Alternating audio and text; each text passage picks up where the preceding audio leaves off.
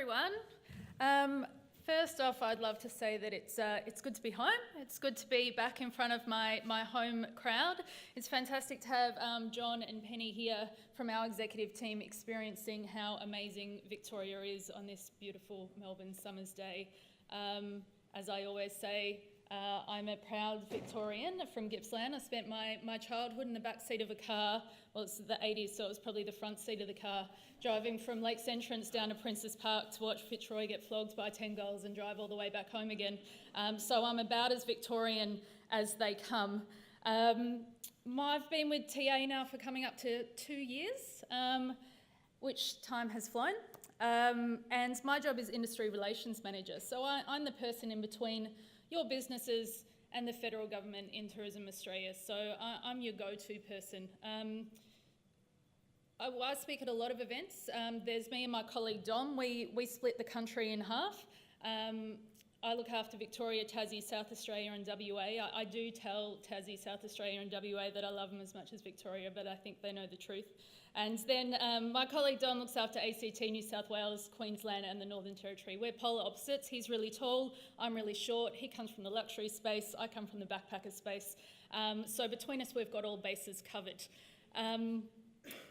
As I said, as Industry Relations Manager, my job is to let you know how you can engage with Tourism Australia. A lot of what we do, our big campaigns, Chris Hemsworth, all the pretty pictures, my job is to let you know as a small or medium-sized operator how you can leverage that and really get involved in what we do. That's about 30% of my job. The real part of my job is understanding your business, where you're getting your customers from, what trends you're seeing on the ground, trying to collate all that information and feed it back to our marketers so they can do their job as effectively as possible. So that's me. Let's get stuck in. Okay, most of the information, all the information that I'll talk about today you can find on our website. We've got two websites, australia.com, which is where all of our customers go to find out all the wonderful things they can do in Australia. But then we've got tourism.australia.com, which is our corporate website. So this has got a heap of information, probably far too much information, all listed on here, as well as all of our presentations for today. I can see a few of you are taking photos. All of our presentations are being recorded and you can find them on our corporate website. So you can save your phone batteries. We've got lots of marketing consumer profiles on here. So this is a really handy tool that you can use for lots of different reasons.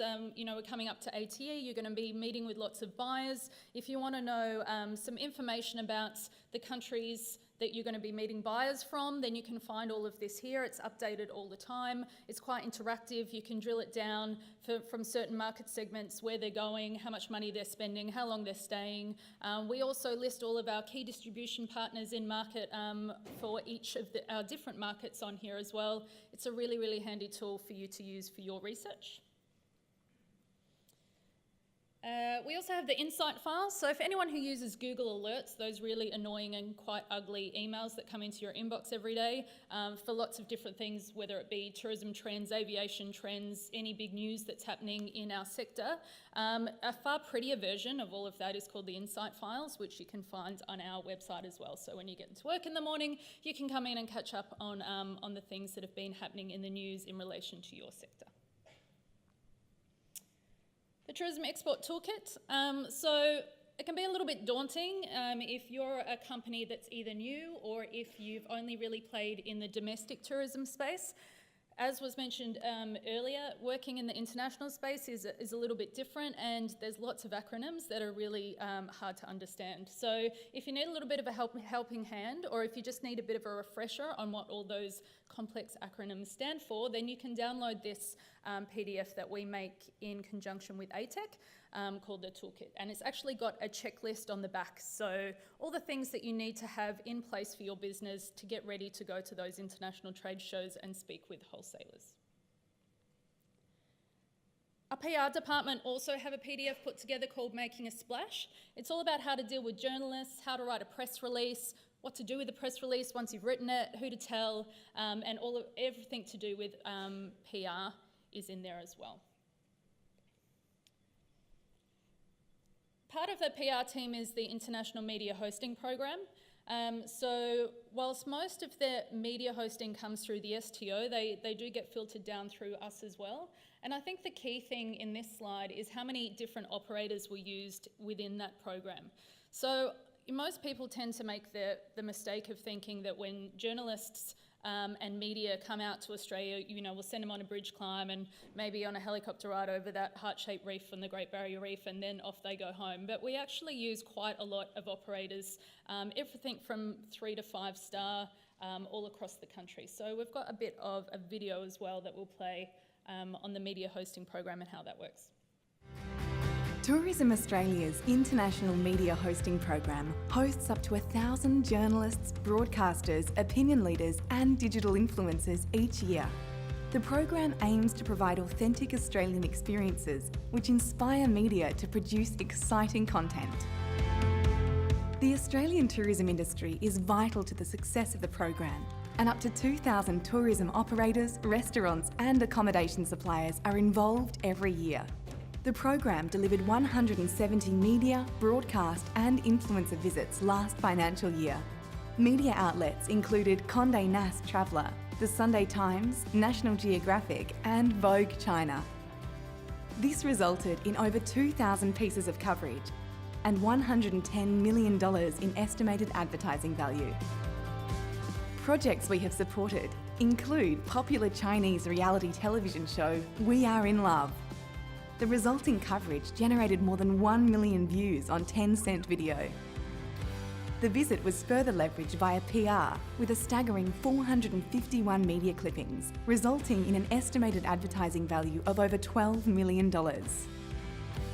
Leading Bollywood actress and friend of Australia, Parineeti Chopra, shared her favourite Australian experiences through posts and video on her social media platforms, gaining over 6 million views. Over in the US, we partnered with NBC to illustrate the best of Australia's food and wine, wildlife and sporting life in a segment featured on Late Night with Seth Meyers. The International Media Hosting Program plays a key role in Tourism Australia campaigns and initiatives. Each year, top-tier international media are invited to attend the Australian Tourism Exchange. ATE 2018 saw more than 60 international media attend, generating 146 articles with a total estimated advertising value of $3.4 million. In the wake of Cyclone Debbie, Tourism Australia received additional funds from the federal government to promote the Whitsundays via the International Media Hosting Program. To aid the recovery efforts, we teamed up with Extra TV, an Emmy Award-winning entertainment news program, to show the jaw-dropping natural wonders of the Whitsunday Islands.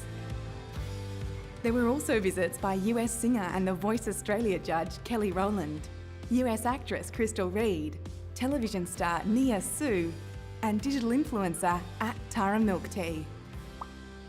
We also leveraged TA's youth campaign partnership with BuzzFeed Australia, hosting 8 young travellers from the UK, Germany, Italy and France for the first BuzzFeed Mates program. A 3-month road trip where our mates worked, discovered and documented their experiences across the country. The BuzzFeed content creators delivered over 140 pieces of content and reached a global audience of nearly 80 million. It's been a great year for Australia, and we're looking forward to partnering with more international media, influencers and our tourism industry partners to showcase and share our amazing country with the rest of the world.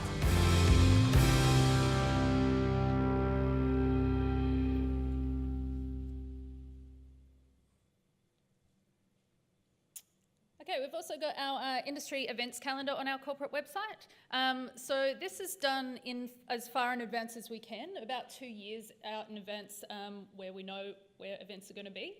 So that's a really good tool for you to use as well. It's not just Tourism Australia events, it's also the events run by the STOs and the regional and local tourism organisations as well. So it's a really good tool. Obviously people's marketing budgets are limited and you can't attend everything, but this is a really good tool for you to sit down and do your planning and figure out which event suits you best, and there's also details around when registrations open and close, and it's just good to keep an eye on.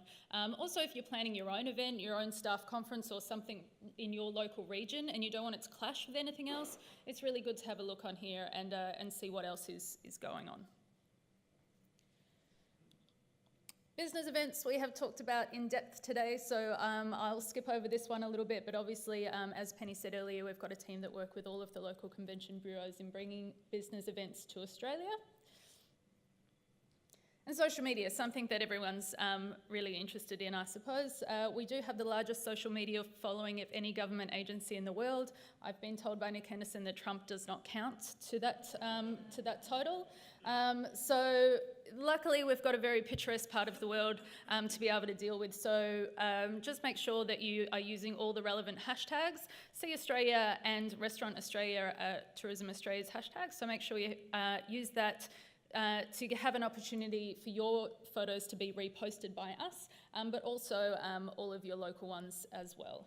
I've got some examples here of posts that have done particularly well for Victoria. So if you're choosing which photos you would like, to possibly send through to us for us to repost, have a look at which ones perform really well on your social media, then send them through to us and we'll see what we can do. The Aussie Specialist Program was touched on earlier as well. This is basically a little online university degree for travel agents that are based overseas and how they learn about Australia if they haven't had the opportunity to be here. So there's modules on every state and territory, there's modules on self-drive, there's modules on youth and backpacker. Once they've completed all of those modules, they become an Aussie Specialist, which is great. So they get a little logo, they can put that on their desk, and when people walk into their travel agents, they know that that person knows what they're talking about when they're going to sell them a trip to Australia. So we've got 45,000 registered globally. We also have a team that goes around and trains these Aussie Specialists face-to-face as well. They're based in all over different parts of the world there. So it's a really good way for them to get a proper in-depth knowledge of, it's more knowledge about the country more than individual products, but there is opportunity for you guys to get involved with the travel club. So once they become an Aussie Specialist, they still have access to this portal where they've done all of their training, and that's where you can go in and add travel club offers for them to experience your product, because obviously they're enthusiasts about Australia, and when they want to come on their own personal holidays, this is going to be the place they come. So you can go in there. It doesn't have to be anything massive, but it's just a really good way for you to get in front of the eyes of the people who are selling Australia and getting the right people through to experience your product. You can also add product update videos. So anything up to about 2 or 3 minutes, you can make a little video, send it through to me with a 50-word blurb, and there's a section in there where they can get updates. We also email all of our Aussie Specialists globally every month.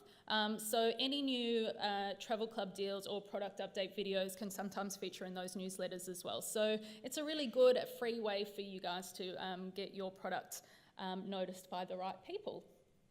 With the product update videos, a lot of people submit their new fancy marketing videos, which is fine, and I'll happily add those. But what actually works better is if yourself or a really charismatic person from your company gets behind an iPhone and says, "G'day Aussie Specialist, let me take you on a tour of my hotel," or, "This is our new tour that we've got starting next month." That kind of thing tends to work a little bit better and get picked up a lot more by the Aussie Specialist. So if you want any more information about that, then please let me know. Keep in touch with us. Subscribe to our newsletter. It's called Essentials. It comes out every Wednesday. It's a really good way to remind yourself when to register for events, new things that are happening, and everything that's going on in Tourism Australia. If I don't read our newsletter every Wednesday, I can't keep up with what's going on at Tourism Australia. So it's a really, really good tool.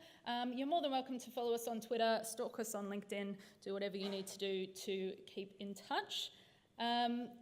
And these are my details. That's our Working with Tourism Australia guide, which there's stacks of outside, so you can pick yourself up one of those. These are my contact details. I also have a heap of cards. If you've got any questions or if you just want to stay in touch, then please do let me know.